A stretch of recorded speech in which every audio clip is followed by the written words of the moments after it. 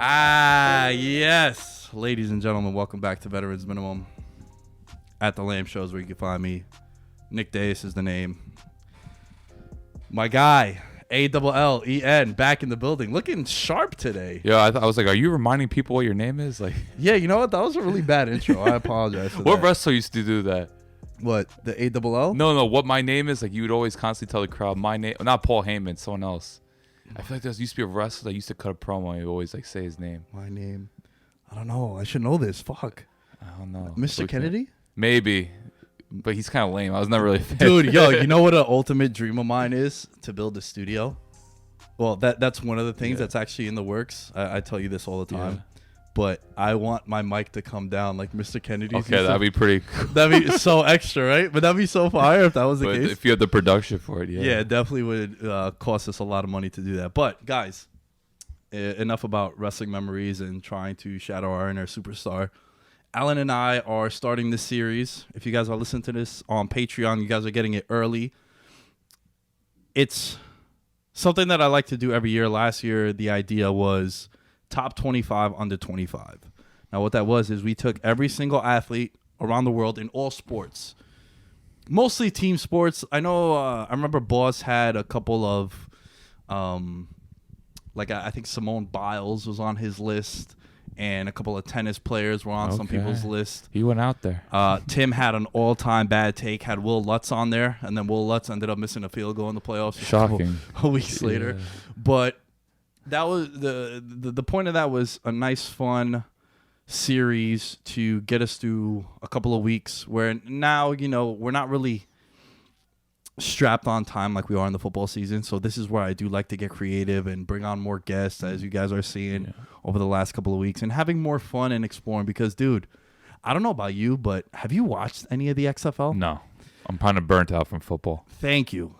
Because I'm just so, it just takes so much out of me and you, because we're both doing the same things. In between like fantasy and for me the betting and preparing for the show and watching everything, and now I'm taking notes as I go out to bars and I'm on my phone because I'm taking notes of like, oh shit, I really think this third down play was really crucial to a team's win, whatever, and I'm just drained, bro. Yeah, exactly.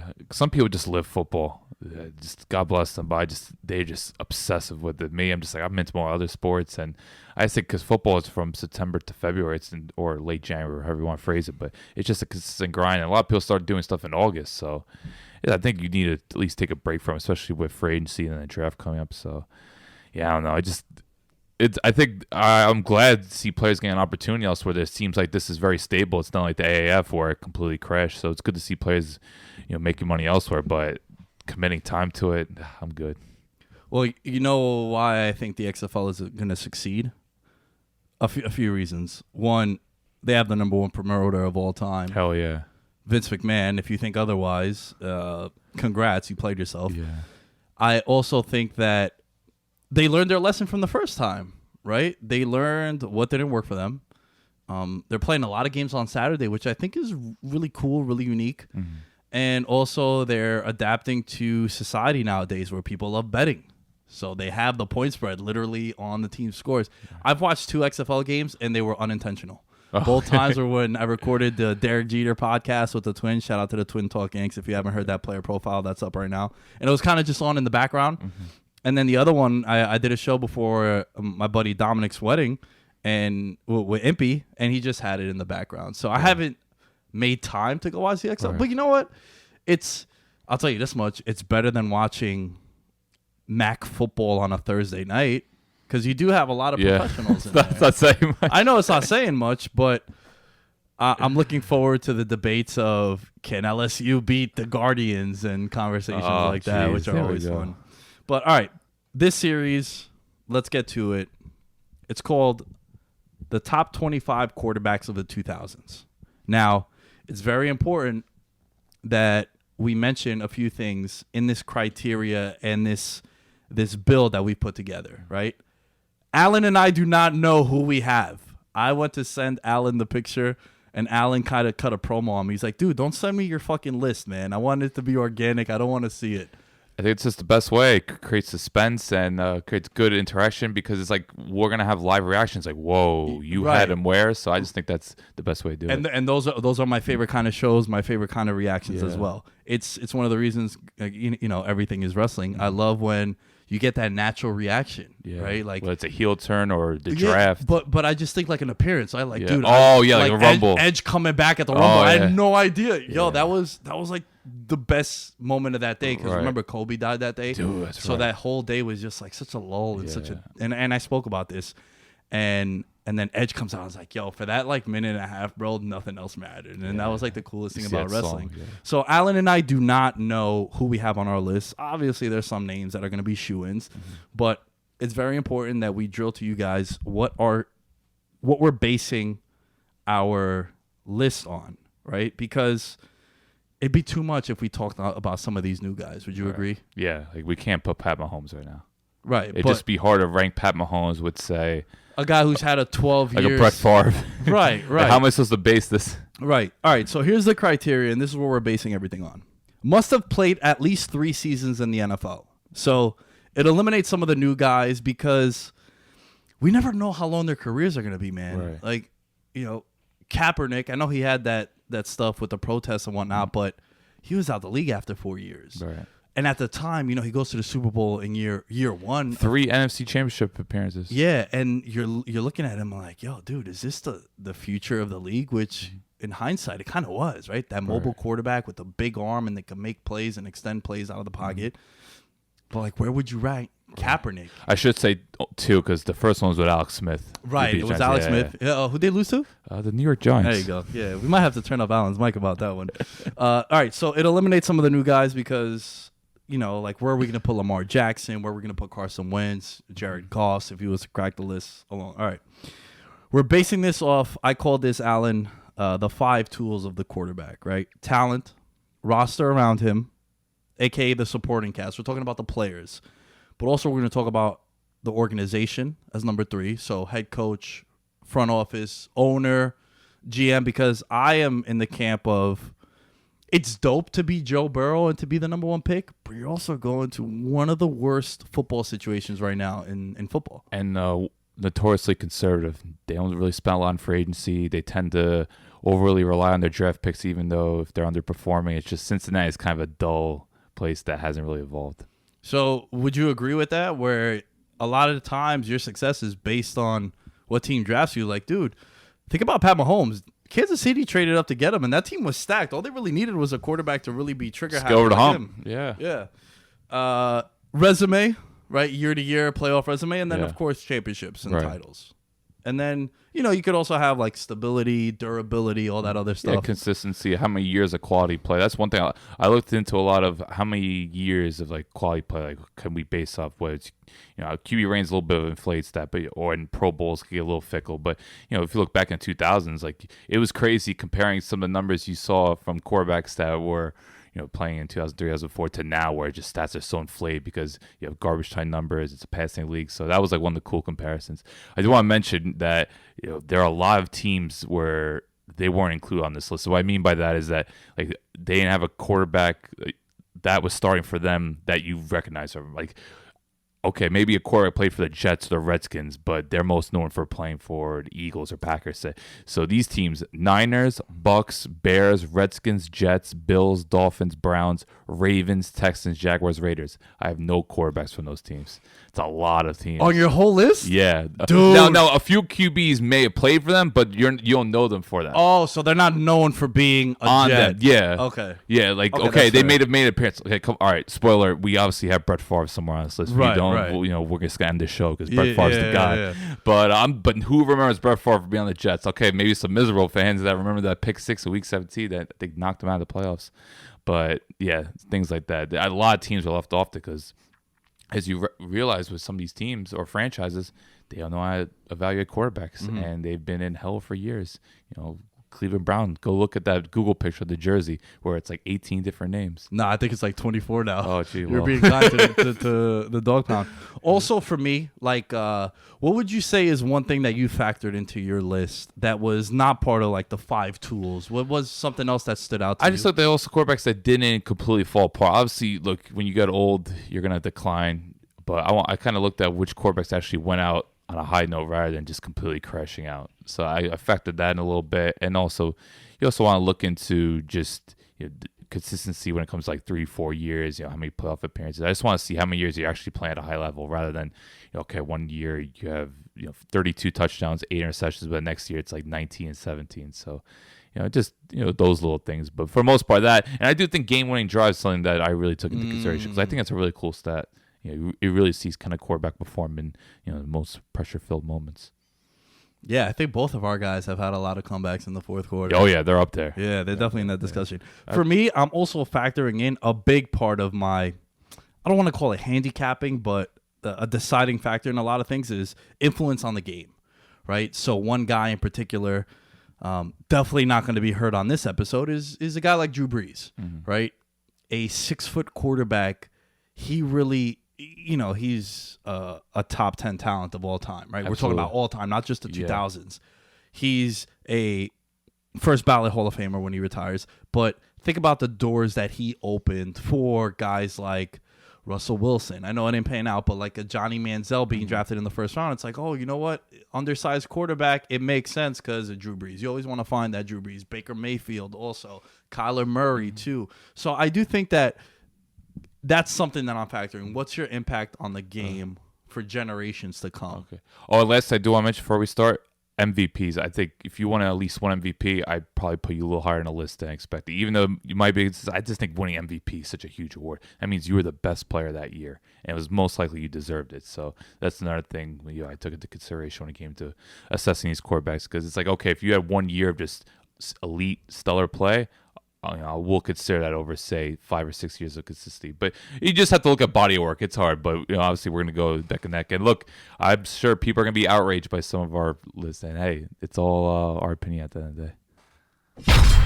Fire. Absolutely fire. I think that's a great way to introduce our first guy on the list. So today we're doing 25 to 21.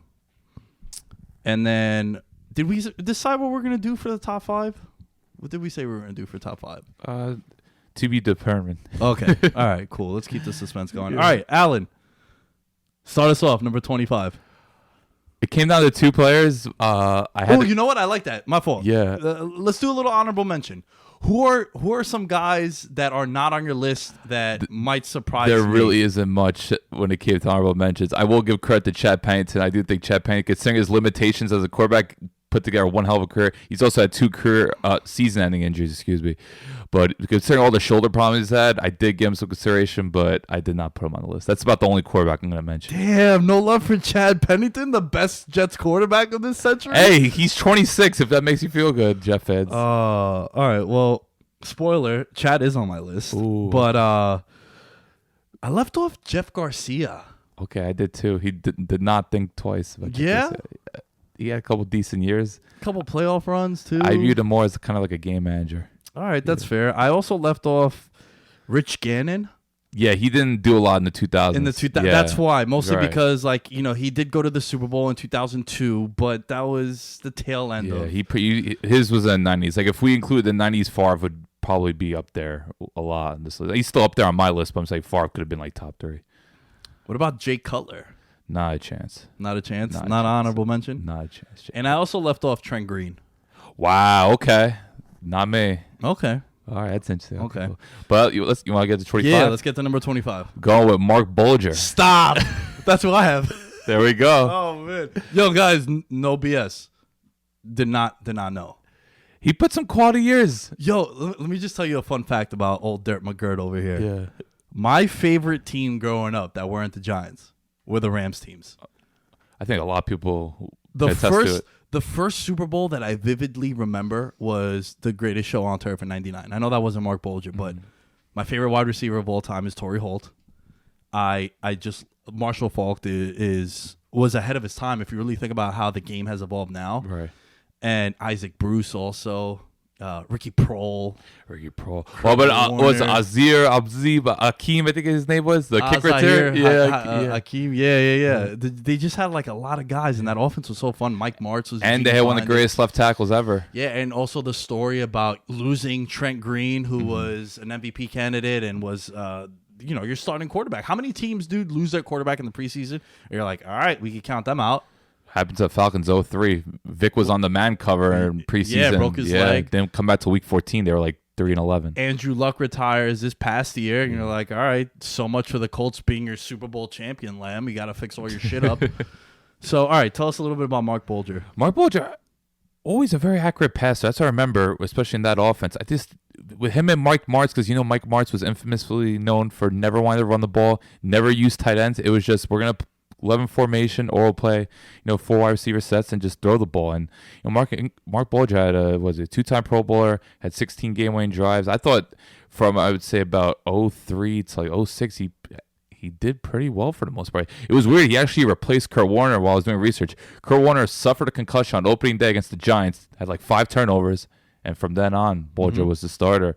They went 12-3 that year in 03. Wow. Yeah. Man. I think that's when I lost to Carolina. Yeah, in the playoff. Steve Smith scored the touchdown and then did that like Antonio Brown thing on the Steve Smith, man. That's true. on the goalpost. Right, I think what Bulger was a great talent, but what ultimately killed him was just that team was kind of declining. And then between Mike Martz just always went throwable, but then the offensive line, like Mark Bulger, crazy stat here, 27 games between 07 and 08, he took 75 sacks. That's like almost David Carr level of scary. So I think he became very skittish in the pocket, and that's when his career kind of diminished. And ironically, he just completely fell out of the league at that point. But I do think he has enough of a body of work where you have to put him on a list. One of the first times that I played fantasy football for money, I got Mark Bulger in like the 13th round. Wow. And it was like a league winner for me just because. You put up numbers. Yeah. Career high 4,300 yards. Like nowadays, that's like the 17th highest total in the league. Right. But back then. Going back to what you said in the intro about how the game's changed so much. Even like 5 years ago, the game's really changed, True. I was doing some research. Kyle Orton led the league in passing one year. Dude, that was my guy, Kyle Orton. Neck beard. Oh, my God. I still say Kyle Orton stays like the best backward quarterback ever. Him or like Teddy B. Now, 16 game-winning drives, 12 comebacks. Did have a lot of weapons at his disposal. What's crazy is I do feel the one knock I would have on Mark Bulger is he had that 12-3 season where he came out the gates, but then not much after that. 8-6, 2-6, he got hurt. I think it's more than just the team was really declining. You're right. Yeah, the team declining. Yeah. And he played for about 9 seasons. And then after that, to a lot of punishment. He did, yeah. You're right. You saw the real Mark Bulger in 2013 and then also in 2014. And then it started to decline. Now, in 2006, he did have 24 touchdowns, 80 interceptions. And that's where he had his career high in passing yards. But, man, those teams were fun to watch, too. Well, they were loaded, and just the offense. Because I remember Steven Jackson was just coming to the league too. That's right, yeah. And he was a real because Falk was at the tail end, so they started using Jackson more. And it's just, I think also the NFC, because I think he just got into it when the NFC West was being formed. Because remember back then, Atlanta and New Orleans were in the Rams division. It was so weird. Like the Falcons and Saints were in the NFC West. It made no sense. But once Houston came to the league, that's when Bulger came in. So he was in a weird mode. Like it was a team in transition, but they still had enough firepower to compete, especially in the division that was really weak. Because I remember back in 04, there was Seattle and the Rams were I think 8-8, and they both played in the wild card round. And I think the Rams won, but then got smashed by the Falcons because the Falcons had Vic, Duckett, Dunn, DVD, good times. But Bulger, like I said, great. He had a great arm. That's one thing, but he just wasn't very mobile. And once the offensive line completely diminished, he couldn't really survive. And I thought for some reason he was actually always on the Rams. I thought he went to another team or something, but I guess he just stayed there and eventually had to move on. I think Sam Bradford replaced him. Do you remember those Fantasy Files commercials? I don't. So damn, that makes me feel young. Well, this is might have been 06, 07. Remember Chris Chambers on the Dolphins? Oh, okay. Then he went to the Chargers. He was a freak. No, he was on Chargers. Yeah, you're right. You call that. They used to have a lot of guys, and they would just do ridiculous. So Mark Bulger hit, and apparently that was one of the ones that was actually real. He was known for his accuracy. Like, he was a very accurate quarterback, and they had the first down markers, and he hit the first down marker 5 times in a row. Wow. And it was about from like 25 yards out, and he would hit it, and then it would rotate to 2, and then it would rotate to 3. Gosh, that's pretty cool. And there was other ones where Andre Johnson like spat the ball out of the jug machine and then ran like 80 yards to go catch it. And it's like, come on, dude, like that's not possible. All right, who you got 24? 24. I feel like this one's gonna get you going. Kirk Cousins. Wow. Okay. Okay, now hear me out. Not on my list. Hear me out. He has started 93 games in his career. He became a guy who Washington was able to. I'm also factoring in this. He played for the Redskins, which is The lowest of low. Yeah, and he was in the same draft class as RG3. RG3 was supposed to be the guy. RG3 gets hurt, and then in comes Kirk Cousins. Remember, also an older quarterback. He was 24 years old when he made his first start in the NFL, and he was a guy that was able to. When you give up that many, and this is why ultimately I have Kirk Cousins on this list, dude, when you're giving up that much of your future for a guy like RG3 or any quarterback, and it doesn't work out, you put yourself in a big hole. And I know Washington didn't win a Super Bowl or they didn't win a playoff game with him, but just imagine how bad it would have been and should have been for Kirk Cousins and the Redskins if it wasn't for He kept Kirk. them semi-relevant. Yeah, and that Garcon, Deshaun Jackson year was Prime fun. Jordan Reed. That was a fun offense. Yeah. And, they won a division also. I know that was with RG3, but they also won the division where I they think played 15, the Packers. they lost the Packers, yeah. Yeah. Oh, man, I remember I put a lot of money on that Packers game. I couldn't believe that one. But, a lot of 29 touchdowns, 25 touchdowns, 27 touchdowns, 30 touchdowns. And then you're looking at 10, 13, 12, 11 interceptions. Doesn't really turn the ball over much. 13 game-winning drives, 10 comebacks, 4 playoff games. I might be living in the moment. I thought that win that he had in New Orleans was Super really, really impressive. big. No. Super Yeah, impressive. that But then throw the again, feeling. he shit the bed against the Niners. I was very upset when I watched that. I couldn't believe how that team beat the Saints. But The offensive line's so bad. That was just a right matchup for San Fran. Because Kirk Cousins just can't handle pressure. He's not very athletic. I just didn't. I was looking at his record, and he's 44-42 with 2 ties. 66.9 completion percentage, 155 touchdowns, 71 interceptions, close to 2-to-1 ratio. But I think for how bad that organization has been, the fact that they didn't really ever make him the man, and They him never having- fully embraced him. yeah. Yeah. And now you're looking at Washington, and They're in flux. Alex Smith gets hurt. Yeah. Dwayne Haskins, I mean, I'm still not a fan of his, but Jay Gruden was there, and him and Jay Gruden they were productive. They were an offense that I wouldn't say put the fear of God in you, especially when they played on primetime, but They had a lot of talent around them. I thought he was stable too. He didn't miss many games when he got the starts. 16. The 3 years that he started for the Redskins, he started all 16 games. They make a decent defense. I'm just not Kirk Cousins guy.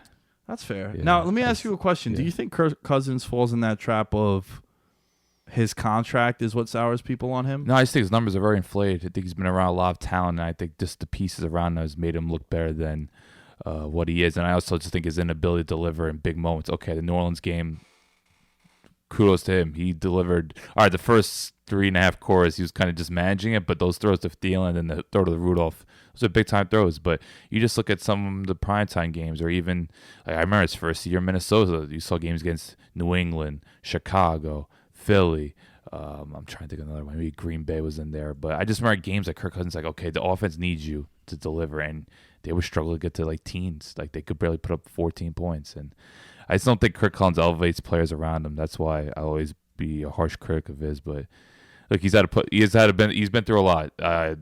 Being a quarterback of the Redskins, especially during that era, was not a place you want to be. But he's managed well. I don't think it's a bite thing. I just think his inability to deliver in big games really sours people. And there's times where he panics a lot. And as a quarterback, you want someone that's a leader, someone that's fearless. And I don't think Kirk Cousins is fearless.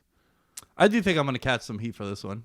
Yeah, probably. But look, Kirk Cousins, his play angers a lot of people just because his inability to deliver. So, Who do you have at 24? Jake Delhomme. Wow. Not on my list. He's only a one-time Pro Bowler, which I was a little shocked by. But look, man, I think Jake Delhomme from like the mid-2000s, all right, we had the Super Bowl year, but I thought some of those Panther teams he played a big role in. I thought his rapport with Steve Smith and Muhsin Muhammad carried him to the playoffs, especially in the NFC South, where that division, 1 year Atlanta won it, then you have Tampa Bay and New Orleans. It wasn't until like the mid-2000s, I think it was Carolina from 13 to 15, was like the first team in the NFC South to win it consecutive years. Before that, NFC South, year in, year out, there was like a new team. But Carolina, I think, always managed to stay relevant. I remember in 07, the Bucks won that division because the Giants played Tampa Bay on the road in that first game. That was their first win. Yeah. But I do want, we talked about earlier the Rams-Panthers playoff game, the Jake Delhomme 69-yard bomb. Who could forget that? What's crazy is in 2003, he replaced Rodney Peete. They were down 14-0 Carolina. He came in, and that's when it started. So 2003, you got a picture of that. That was a Super Bowl year, too. That was a Super Bowl year. So right away, guns blazing, takes them. Oh, and then that, I think it was an 85-yard touchdown Muhammad in the Super Bowl. Like, that team was right there. Like, they could have won a Super Bowl. And who knows what happened to that legacy. 2005, Chicago in the playoffs, him and Steve Smith combined 12 receptions for 218 yards and 2 TDs in Soldier Field, which, come on, man, Chicago in January. So I remember that's when Chicago was starting to build that team that went to the Super Bowl the year after. So this was a team that was about a 2 to 3 year window where they had Peanut Tillman, yeah, right, and then they Urlacher, had Briggs, Adewale. So they were building a defense that eventually went to the Super Bowl. That was Lovey's best. Lovey Smith's best year. I know people will never forget Jake Delhomme, the 6 turnovers against the Cardinals in the divisional playoffs. That was pretty crazy. You know what's another thing? He actually played NFL Europe.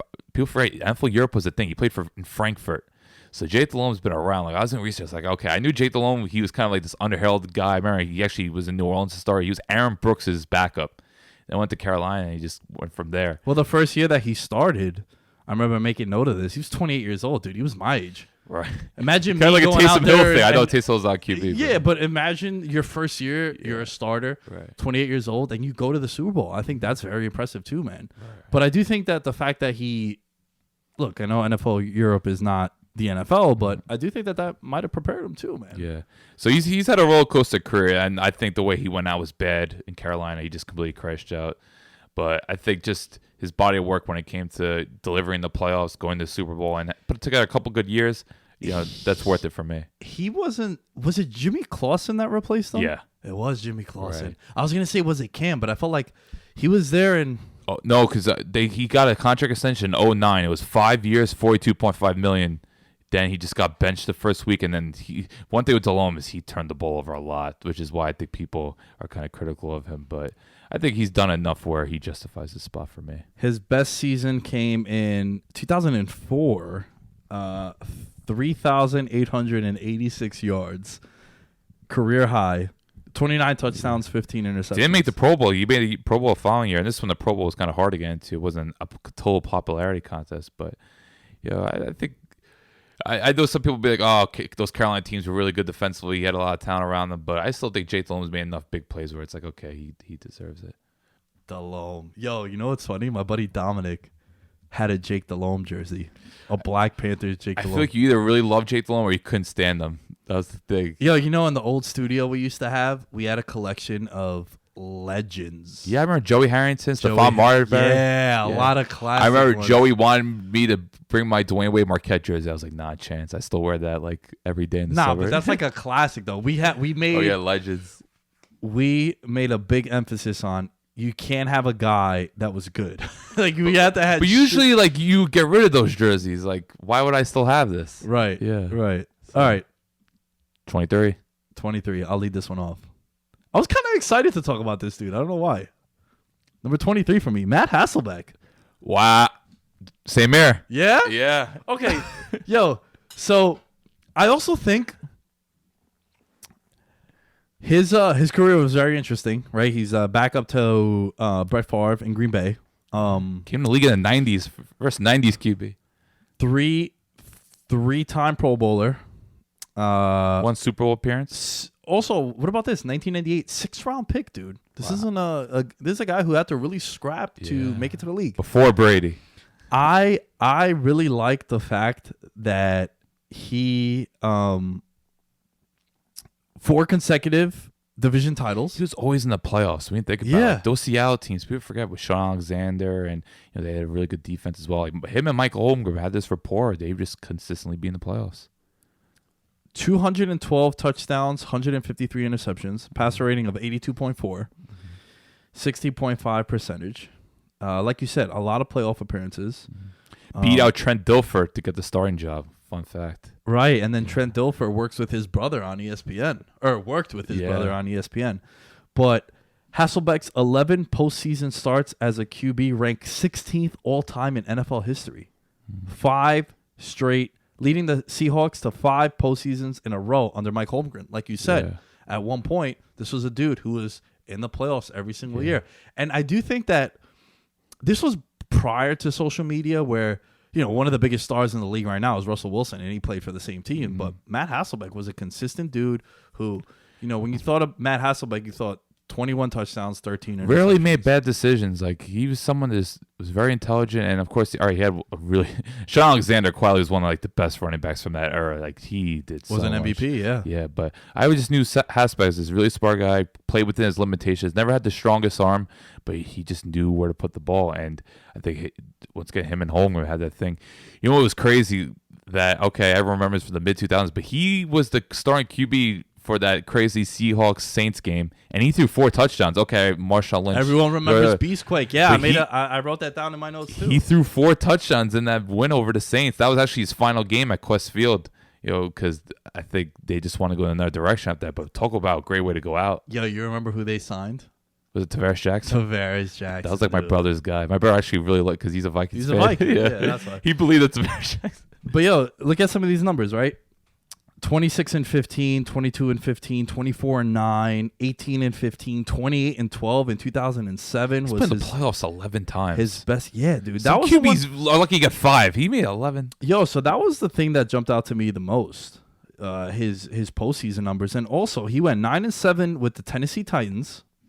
A lot of people forget that was almost a playoff team in that year, and then he kept the Colts afloat in 2015. Beat the Falcons in Georgia Dome. I'll never forget. He went, I think, 5-2, maybe 5-3. He just managed the game, and that was during the Pagano Griggs scenario. It wasn't with Frank Reich. So there was a lot of BS that he had to deal with also. And I think this is the another guy on the list that was consistent. He was resilient too. I know injuries derailed his career. I remember he just had a multitude of injuries. I think he had a lower back injury. Then he had broke his wrist. It's just he eventually injuries torpedoes his career. But I think that's the case with a lot of quarterbacks. But he's just a smart dude. He really is. Similar to Jake Delhomme. Imagine what his career would have been like if they would have won that Super Bowl against the Steelers. All right. Who that game was very close, and then they ran that trick play. We talked about it. Yeah, that was one of my favorite moments. And then Willie Parker busted that really, really big run there as well. So, yeah, man, I think Matt Hasselbeck, one of the more underrated quarterbacks of the 2000s, I think also. People just don't talk about him because he never did anything too flashy. He was vanilla. Efficient. He was vanilla. Efficient. You knew what you were getting with him. Yeah. And he was consistent. Yeah, we do have to mention, though, one of the greatest, one of the most legendary moments. Oh my God! Yes, I know exactly what you're talking about. Oh, dude, and Al Harris was waiting for it. Okay, so the moment we're talking about, it's the overtime game. I believe it was in 2000 and I want to say 3. It was the legendary overtime game against the Packers. Yeah. He says, "What was it? Heads or tails? Which one was it?" Tails, and we're gonna win it. Tails, and we're gonna score. Yeah. And then he throws a pick 6 to Al Harris. And it was a really bad pick 6. Oh, it was horrible. Yeah. It was a bad ball. And it was one of those, the moment it left his hand, you just felt like it was going to be a disaster. Right. And it was a Lambeau, too. He was going back on Lambeau, going against his mentor, Brett Favre. Oh, just the crash. Terrible way to crash it. So, yeah, he can never live that down. But probably the most legendary moment of any quarterback on our list. Would you agree? As far as, legend in the sense that we like to use. Probably. I have to put more thought into it, but that's definitely up there because it's just it just totally blew up in his face, and he could never live it down, especially in the playoffs. Dude, imagine if that would have happened now with social media. That was another thing that I was thinking about because he was also involved in the infamous Tony Romo game. Oh wow, the fumble snap. Yeah, on the extra point. Yeah. So imagine what that would have been a meme for years if they would have had that. Like now it's just on NFL films. Like you watch it, it's like, oh, this will happen, and I guess you could laugh about it. But who you got 22? Number 22 for me. I think this is going to be another one that I'm going to get heat for. Ryan Tannehill. Whoa, not even on my radar. Get into it. All right, let me make the case for flying Ryan Tannehill. I do think that I am falling in some recency bias with this one. His run that he had with the Tennessee Titans, getting them to an AFC title game. A part of a draft class where he was the biggest wild card of that draft class. Definitely forgotten about. Well, actually, Brandon Weeden has been forgotten about. I wouldn't count him, but if you go back to that, and the reason why I also have him on here is because I remember that draft because I was there. I went to that draft. 2012? 2012. Okay. And then I went to 2013 with you. Good times.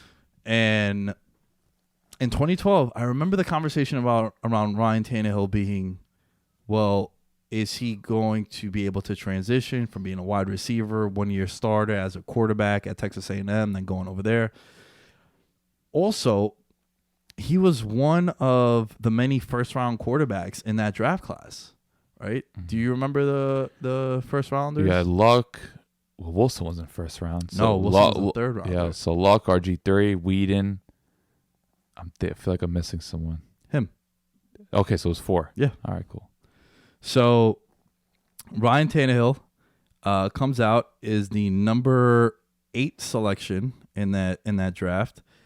And then you're just looking at it, and dude, we talk about being in an organization that was not the most stable.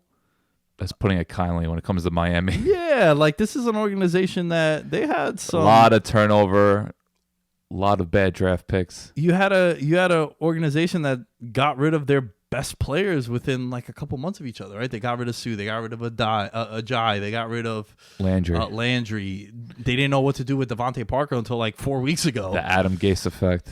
So I made the playoffs in a division which it was... You're not winning the division. You're not going to win the division, yeah, so you got to go through the wild card. And it was also a time where the AFC was a lot more... Like right now, the AFC is really top-heavy, right? It's like there's 3 to 4 teams that really are consistent year in, year out. But this is also a time where you had like the Ravens and the Steelers going at it, right? And even the Bengals, right? Let's not forget about the Bengals. You had the Patriots. You had the Colts with Peyton Manning. And obviously like Andrew Luck comes in. But Andrew Luck right away, 3 straight seasons of 11-5. Mm-hmm. And, you had Phillip Rivers out west. You had Peyton Manning ends up going to Denver. So you had a very competitive AFC East. I think the one thing with Ryan Tannehill that the reason why I'm putting him on here is, dude, he was healthy outside of that one season. He was steady, but I just don't remember him like blowing the doors off anything. Like he was like, all right, sometimes he would put up decent numbers, but then he was constantly like underwhelming. I know this, just the whole structure there was, like we talked about, unstable, but I just don't remember Ryan Tannehill doing anything like extraordinary. Yeah, but I also think that was a situation of this that had to do with a lot that was around him. Also, he was consistent. Like he 7-9, 8-8, 8-8, 6-10. Like we're talking top 25. Like man, like 8-5, and then he didn't play that year where he got the concussion, and then Matt Moore comes in. Right, that playoff game was a disaster. I've always been a Tannehill guy, and I think that he got a lot of heat, and I didn't think he really deserved it. Some of it was definitely unwarranted. Yeah, 24 touchdowns, 17 interceptions, 27 touchdowns, 12 interceptions, 4,000 yards, two seasons, 3,913 yards in the other. I do think that this run that he went with Tennessee is definitely helping his case. Now I know in the playoffs wasn't really much. It was big game manager. Yeah, but they don't make the playoffs without him. That's clear. Yeah, and now I think Tennessee has solved their issue at quarterback. You move on from Mariota. Mm-hmm. So I know this isn't going to be a popular one, but I feel right with him being one of the more, not iconic, but one of the better quarterbacks of this century. All right. I know you don't agree. I can tell by your face. Nah, did not. Shout out to the YouTube videos, man. Make sure you guys are following those and subscribe to that. 22. I got Matthew Stafford. Wow. Okay, so Might be a little low for people. But yeah, he's on my list Yeah. for sure. But not on this episode. So Okay. all right. I do think Stafford's numbers are a little inflated between playing with Calvin Johnson and just that Detroit offense, where it wasn't like 4 years where they didn't have a 100-yard rusher in a game. It was some crazy stat. Yeah, it was yeah, like yeah, 40 yeah. something. They just couldn't do it. So I do think Stafford's numbers are definitely inflated, but the resiliency and just his ability to play through pain, I always was really impressed by. Like Stafford played through a separated shoulder. He was actually the youngest quarterback ever to throw 5 touchdowns in a game. It was against the Browns, but still like 5 touchdowns, especially back in 2009. That's a huge achievement. And you know, I do like the fact that Stafford's always been fearless. Like he's someone that he will make every throw. Okay, decision making might not be always great, but he I will put it out die there. on this hill by myself. Give me a quarterback like Stafford any day of the week, twice on Sunday, over a guy like Alex Smith. All right. Most people would agree. I would hope. I want a guy that's gonna go out there and try to win the game for me, not try to not lose it. Yeah, because when you think about because look at the whole Alex Smith thing. We mentioned before, like how frustrating. Like, year in, year out, you have a championship caliber roster, and you're just consistently being held back. Like you can't compete with the Patriots, or all right, you maybe could beat the Steelers, but you're falling short. And it's just this guy can't throw it downfield. Because to me, it's like you need a quarterback to throw it downfield. And Stafford definitely can throw it downfield. Or maybe not maybe it'll be in double coverage, but hey, he could. He sometimes got the job done. I thought one of the craziest things in 2011, where he was comeback player of the year. Twice is back-to-back weeks. So week 3 against the Vikings back in 2011, they were down 20-0 at halftime. They win 26-23 in overtime. Then they play the Cowboys the next week, which was the infamous Calvin Johnson game. They were down 27-3. You said double coverage. That was literally triple coverage. Just throw it up there. Down 27-3 in the third quarter. And this was before the Atlanta-New England thing. I hate that I even brought it up. But then they won 34-30. They beat Dallas. So yeah, Stafford 2011 comeback player of the year. Things were really building up for him. Because remember, the first 2 years, he suffered some season-ending injuries. It was pretty gruesome. But I think the reason why Stafford's kind of lower on my list is just there's a lot of seasons where, okay, the stats look good, but it's just or the team in general, kind of disappointed or played well below expectations. You look at 2012, didn't really build on it. 2013, that's when Schwartz got fired. I think they were like 7-3 and they completely faltered. Then 2015 started 0-5, and then 2018 season, man, there was a point where I thought Stafford might not even be the starter anymore. I thought this past season he played pretty well before. Once again, just another quarterback where injuries kind of derailed his career a little bit, but I think he's still someone that warrants enough respect. Someone that's, like we said, true gunslinger. But I just think the lack of, he's only been 2 playoff games. And I know we could talk about the situation. Detroit, not the ideal franchise. Well, yeah, and I hate to cut you off. Got to remember, you got to throw in the mix a couple of Viking seasons. Got to go through Rodgers. Right? Didn't the Lions... That Cowboy playoff game that got kind of jobbed. Right, but it also took the Lions, I think, 23 years to win in Lambeau. It was something ridiculous like that. But, dude, I think... From 2011 to 2018, didn't miss a start. He's had a great body of work. And I think that stuff means something to me. Yeah, durability, of course. Yeah, you need that. And look, since 2009, are they going to take a quarterback number 3 overall this year? Who knows? I don't think they are. But I think he's brought stability to that position. Yeah. And outside of 2 seasons where it got cut short with injuries, he's been reliable, dude. Yeah, he's had some down years, can't deny. And I said that thing about Alex Smith before and how Matthew Stafford, I love a guy who's a gunslinger. Mm-hmm. Dude, he doesn't really throw a lot of interceptions. He just could be 22 wildly and 12, inaccurate. 32 and 13, 24 and 10, 29 and 10, 21 and 11, a 2.4 TD to INT ratio. Mm-hmm. He just tends to be wildly inaccurate with no running game too. True, dude. no running game to speak of. It's crazy. He's only been to 1 Pro Bowl, which I think maybe a little biased, and he's had 34 game-winning drives, which I think is huge. And that's a franchise that needs. He's put the team on his back a little bit. I just think he could have done more. I think him and Calvin. It's disappointing they only had 1 playoff or 2 playoff games to show for it, and they lost both. New Orleans was pretty convincing, and Dallas that got kind of job. But Stafford is definitely someone that should be on the list, but he's a little lower for me. All right. Last but not least, at least for this episode, Or did you? Who was your 22? No, Stafford's 22. So we agreed on that one too. Oh, didn't you have Tannehill at 22? Oh my God, I'm an idiot. Yeah. You know what I'm doing? I'm writing down yours and mine as we're going because we got Bolger and Hasselbeck so far. All right. Number 21 for me. My guy, 10 mode, Chad Pennington, baby. Wow. Okay, 2-time AP Comeback Player of the Year. Talk about significant injuries. Comeback player, yeah. Not exactly the most talent around him. Yeah. An organization that is not exactly the Patriots. They've had their issues. And I think he brought some stability to that team. Now, look, a lot of seasons, the reason why he won Comeback Player of the Year is because he was injured oftentimes. Yeah. Torn labrum, all that. But also, I like what he did when he went to Miami. Actually won the division that year. Eliminated the Jets in the process. That was the Favre year. Yeah, and in 2008, they won that division again. Grain of salt because that was when Brady got hurt in week 1. So that's the only time. And I felt like they rid the Wildcat wave. That was the year. They did, yeah. They did do the Wildcat. But 10 game-winning drives, 7 comebacks, 64 interceptions to 102 touchdowns. I really wanted to show love for him because of what he did with the Jets. Now, I know it's not saying much, but don't forget, it was also that year where O'Brien missed all those field goals, too, against the Chargers where they were a favorite. Lost to Pittsburgh. And then they paved the way for Mark Sanchez, and they had, the Brett Favre year in between that. But only 8 seasons with the Jets. But I think with Chad Pennington, man, I think for that team, he made the playoffs. He's played in 6 playoff games, which was a shock to me. Pretty surprising, yeah. And in his first 2 stints in the playoffs, actually won games. So he's 2-4 in his career in the playoffs. And I think one of those games, didn't they beat the Colts like 38-0? I remember one year the Jets put the obliterated. Beat down on them. Obliterated. There was a lot, dude. There's been a lot of like wacky playoff games. Remember the Giants beat the Vikings like 44-0. I know. This early 2000s. My childhood, man. Right, and then you had even the Panthers beat the piss out the Cardinals in the playoffs during the Cam year. There's some crazy NFC Championship games. Like we'll definitely at some point talk about the Atlanta Green Bay one with Ryan Rodgers.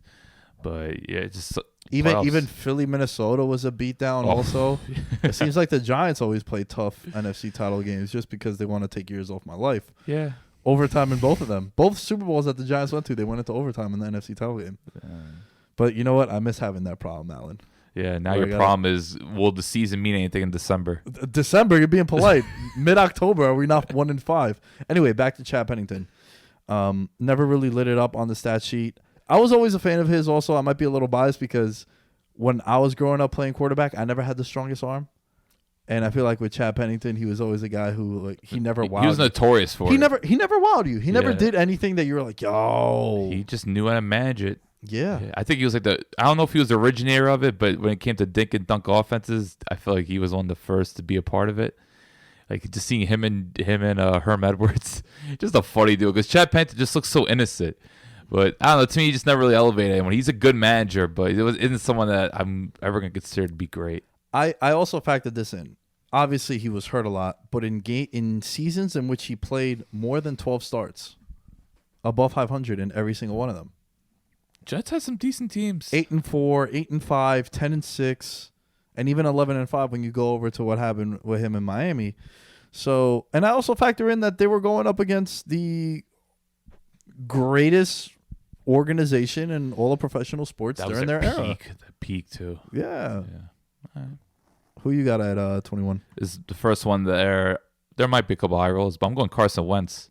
Wow. He's 4 years in the league. Balls. I love it. 3. You know how I feel about Carson Wentz. 4 years in the league. I'd say his rookie year kind of disappointed. During the end, he clearly hit the rookie wall, but 17 should have been MVP if the freak injury doesn't happen in Los Angeles. All right, 18.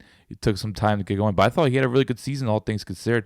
You look at that roster, just how things just completely fell apart at the receiver position between, there was no Philly receiver that had over 500 yards this year. It was just Ertz, Goddard, and just a bunch of guys because, Deshaun Jackson went down. Jeffrey couldn't stay on the field. And then you had Greg Ward and Sado Whiteside at one point. It's crazy how the Eagles and Patriots, 2 fantastic organizations, they know talent, both kind of failed in a rookie class where there were just so many really good receivers. Hey, like even the Giants got one. Gettleman. He could Gettleman, baby. Unlike Harry Roseman, Belichick, he got a receiver. And yo, don't you think a guy like Debo would have been a perfect? Or Metcalf. Yeah, Metcalf. I'm not gonna run off for saying Whiteside, but he looked lost out there. He just seemed like he made some big catches, but it's very Side note, sporadic. why do you think wide receiver is such a difficult position for guys to translate to? Whether it's just the college offense they're from, like something like Baylor, where it's kind of like look at Corey Coleman. What do you run, like only 3 routes? Yeah. So it could be that. Also, it just could be the offensive system. Pittsburgh, I feel like they do a really good job just bring you in slowly and helping you learn the offense or putting you in favorable positions. But then on the flip side, I remember my hot take was when the Giants drafted Odell Beckham in 2014, I thought Landry was the better receiver. And then Odell blossomed into the megastar that he is. Right. So you either see a guy who... Some guys just evolve. Yeah. I know it's a basic answer, but... I know, but I think it's the right one. I think basic is right sometimes. Right. So. But, dude, I love this Carson Wentz call. Look, I'm a big Carson Wentz guy. I think he's a top 5 talent in the league right now. I think he's in that discussion with Pat Mahomes and some of those guys, the upper echelon of quarterbacks, Russell Wilson. I strongly believe that. I'm a big believer in elevating the talent around you. That team had no business being in the playoffs.